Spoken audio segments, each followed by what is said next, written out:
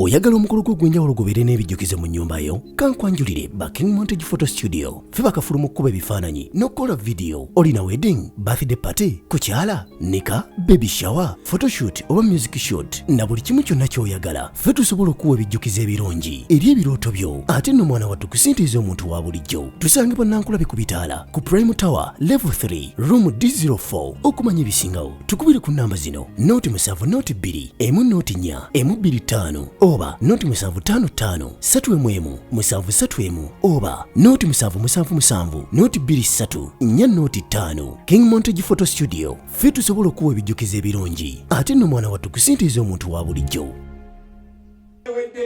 Bakuba akayimba ne baga yalama noyi noyi noyi eyalama nga twebaza Katonda sumulula ekiri sharika Bankulabe piga piga piga piga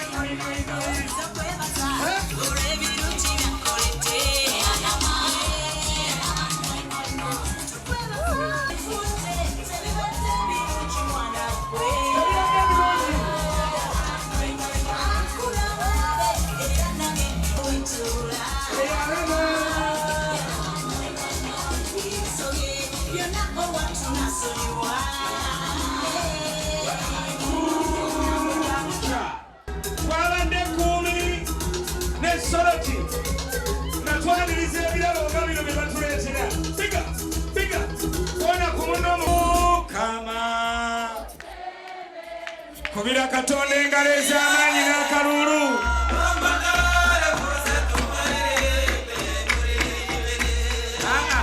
Negejjanga nekkiriza owekitiibwa Ssebwana naye nkakasa tajja kunyiiga kubanga ekitiibwa Gakireesi atukubiriza obutaweebuula lujja n'omukolo ogwe Ssebwana tugezezaako okuwumbawumba era tuwenga obadde bwatupaalako nnyo bansamba twongere engalo n'akalulu enzikiriza tumeka mmeetuka kandabira mami omwagalwa bannange bulira yeebale eggumira bitooke olaba mirayira ye yaguma awo waali naye twebaliza essenga abantu bago baddiiriza obulinga abantu ne bagabeeza obusaanyi abantu ne balunda ebikere ne balunda vanira ab'emutamala ne balunda n'egguma erungi ono agobya eddiini senga ekutuse era ye kampani yammwe ate n'abakolera ki Shanta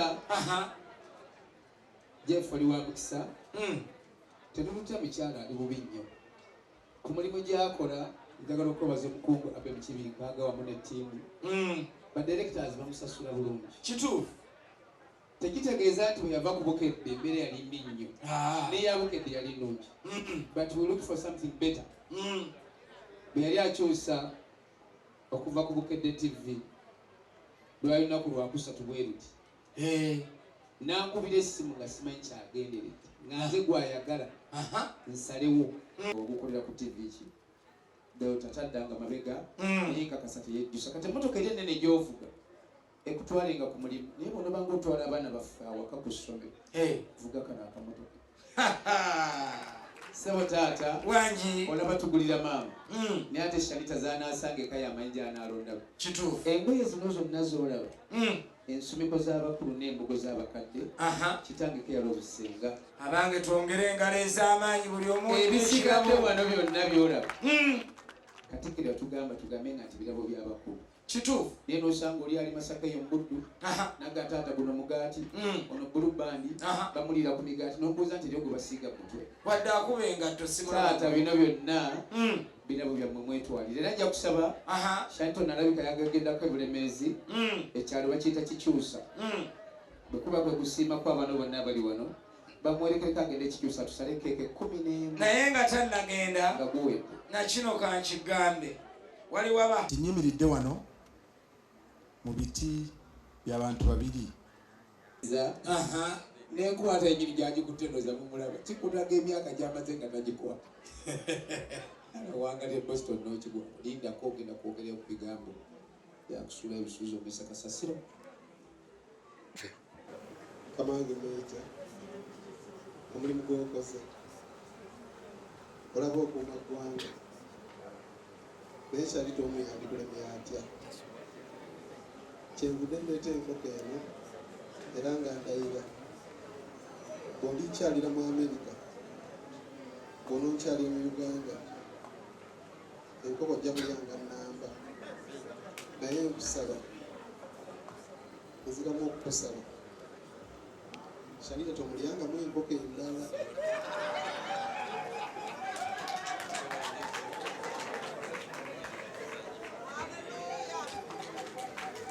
Jeff atandise n'okutiisatiisa kati kaakati muko mu buwangwa bwaffe okakatwako funa enkoko emu enkoko ezisigadde kiri gy'oli okukola poultry farm n'ozirunda kiri gy'oli okugabira ku baganda bonna n'obaganda munyambinga ku nga tukuma ekikumi kati ekisero kino kyonna abamuli bayinza kulaba ng'okyetika bakuba ekifaananyi olagidde mulebeso amejja anaani kale saba kitange wangi kitange omulungi bizeeyi batugamba emyaka kwali tusanyuse nnyo bw'abadde yeyanjula yakonye kuziba selekita ekyalo ziba kiri kyaggwe ewaffe ettaka telinaba na buzibu nnyo kandi gojja kuba abakibula naye tebannafuna buzibu kati omwana no kwe kuleeta ekkanzu e ng'agitadde mu nsawe ng'asaba taata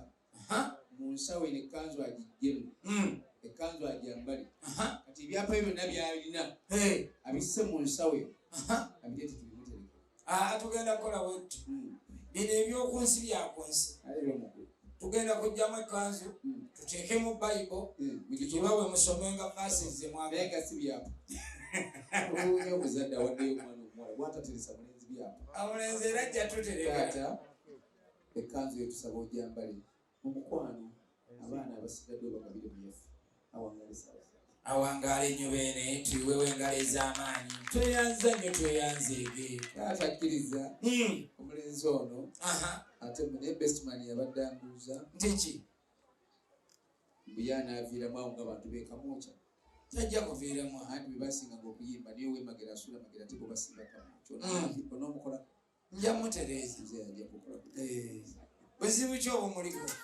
kitange omulungi wangi kkiriza mu kiseera kino abasumba bangi nnyo bwe tubadde nabakawungeezi muzeeyi kitaffe mukama waffe bishop musa era ebirala binnyo profile naye twagadde tujja kulooza ntweraga bwerezi otandika okwogera ebimukwatako omwana ono akkirize ajja ate naye ababuuzeeko nabali obwedde abaliwo bana bafunye obudde obaga nti fire era njala kuddayo waggulu nga protoko bwabeera okutandika okusooka okwebaza Katonda olw'ennyumba eno tukyaziisa olwa mukadde waffe Nsubuga ne famire yonna ate neneebaza Katonda olw'essaza eyakamala okwogera kati Bwakabaka bwa Buganda neneebaza Katonda olw'abafuzi aba gavumenti eyawakati era neebaza Katonda olw'abaweereza ba Katonda bonna abasobodde okubaawo ku mukolo guno abasumba abadikoni abalabirizi abatume abeegayirizi buli muntu mu kiti kye mukama waffe yeebazibwe amiina okusooka kwa byonna tebanga ngako nteekateeka ya muntu okufuna omubeezi Katonda ono yeewuunyisa nti ebyo yamala okutonda ebintu byonna n'alyoka aleeta omusajja gwe bayita Adamu jjajjaffe n'amussa mu lusuku nga temuli mukazi n'ebyandika bigamba nti n'agamba si kirungi omuntu ono okubeera yekka n'agamba kale kamukolera omubeezi amusane kati ffe ng'abantu tulina amaaso agaffe kubanga tulaba kungulu era ebiseera ebisinga tukola ensobi naye omukazi omulungi era omutuufu ava eri Mukama kubanga yamukuleetera n'agamba nti ono ye mukyala we. Kati olwaleero tulabye Katonda ng'addamu ateera okutonda kubanga bw'atonze Sharita n'amukwasa mutabani wange Jeff tuleberera ng'olusuku ate kaakati lugenda kuddamu kukola omulimu gwalwo. Mukama waffe yeebazibwe. Amiina. Era mbadde wano ne mpulira amaloboozi mangi sibalanko ku mukolo ne ndaba ku maama Fiina nga kwali ku mukolo gw'endiko.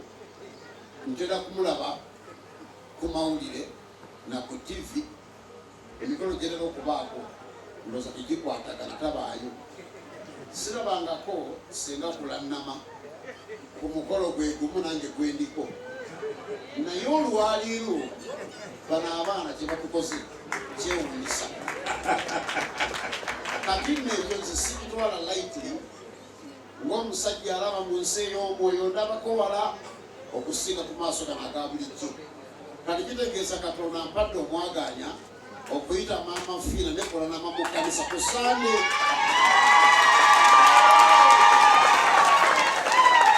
Mbalabye nga bantu ba mugaso era obwedde ndaba n'engeri gye bafuuwa abantu neŋŋamba kayira Katonda bw'alina ekisa, laba Katonda bw'atasosola, laba Katonda bw'awadde abantu bano omukisa singa nno bazze eri Mukama Katonda bamuweereza. Kati olw'ensonga eyo mbaniriza n'okwaniriza okutalimu bukuusa era nja mpaawo kasana n'abalaba nga muzze entebe yammwe nja giteekawo tusinze Mukama. Kubanga embaga eno nga bw'ogiraba ebyanduka bitegeeza nti embaga bagikolera nseko era omuntu yenna ataseka ku mbaga omanya waliwo ekikyamu kubanga embaga bagikolera nseko. N'olw'ensonga eyo waliwo kino kifaananyi bufaananyi ky'embaga eri ennene kubanga ekiseera kigenda kutuuka ensi eno yonna ng'ezingiddwako ng'omukeeka ffenna tulyoke tugende ku mbaga eri.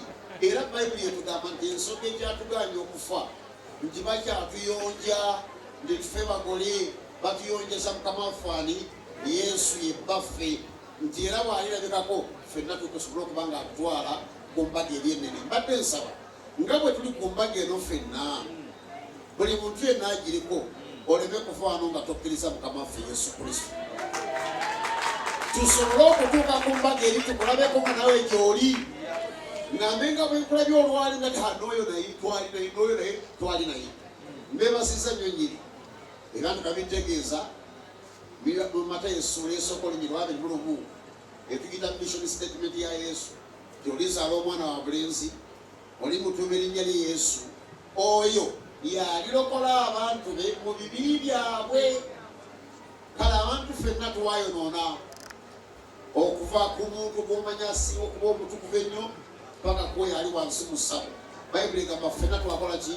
Twayonoona ne tutasobola kutuuka ku kitiibwa kya Katonda. Naye tuweebwa obutuukirivu bwa kukkiriza Mukama waffe Yesu Kristo.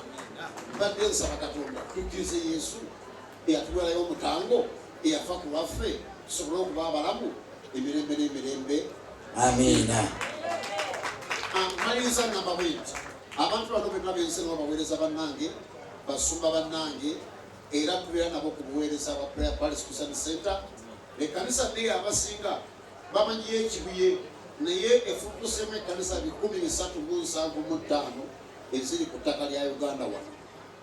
Ne rediyo eyo gy'owulira gye bata Dunamis 13 era efuukusaawo, n'amasomero gafuukusaawo, Bible College zifuukusaawo. Mujje tuweereze Mukama. Ekikati kino Mukama akigaziyiza amaze otugatta tekikyegaanika. Mukama abampere nnyo omukisa, mwebale nnyo. Tukwaniriza Basalima Herbal Research Center abakugu mu kunoonyereza ku ddagala ly'obutonde n'okulijjanjabisa. Tujjanjaba endwadde nga alusaazi, sukaali, hypertension, okusala omugejjo, endwadde z'abakyala n'abaami n'endwadde endala nnyingi. Tusooka kukebera mu nkebera ey'ekizungu olwo ne tukujjanjabisa eddagala lyaffe ery'obutonde. Tusange Nansana ku masitoowa ku kizimbe eky'akatale. Yogerako n'omusawo waffe omukugu ku ssimu 0752 oba tukyalireko ku mutimbagano gwaffe ogwa www.basalimahabo.com. Basalima Herbal Research Center, good health is our promise.